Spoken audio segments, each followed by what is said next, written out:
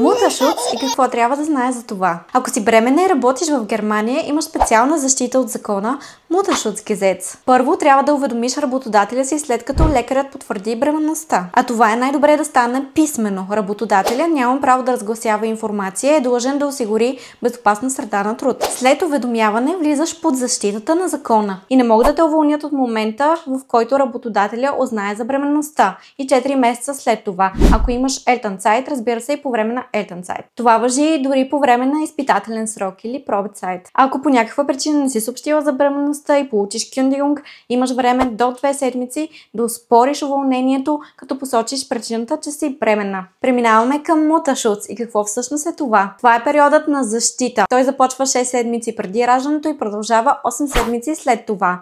Т.е. 14 седмици. През тези 14 седмици трябва да си останеш вкъщи и това е регулирано от закона. Това, което трябва да знаеш е, че е възможно да се откажеш от първите 6 седмици и да продължиш да ходиш на работа, докато 8-те седмици след раждането са напълно задължителни да си останеш вкъщи. По време на Mutterschutz получаваш Mutterschaftsgeld. 13 евро на ден изплаща твоята здравна каса, разбира се, ако си здравно осигурена, а остатъка изплаща твоя работодател. И така доходът ти остава същия. Ако работата ти е рискова, извършваш тежък физически труд, работиш нощна смяна или работиш с опасни вещества, то тогава имаш право да изискаш от твоя лекар Beschäftigungsverbot или забрана да работиш твоята работа. И докато си бременна, ще си седиш вкъщи и ще получаваш твоята пълна заплата. Твоят работодател, разбира се, има правото да ти предложи друга работа, която няма да е опасна за твоята бременност. Ако ти беше полезно това видео, може да го харесаш, споделиш и да ме последва за още такива.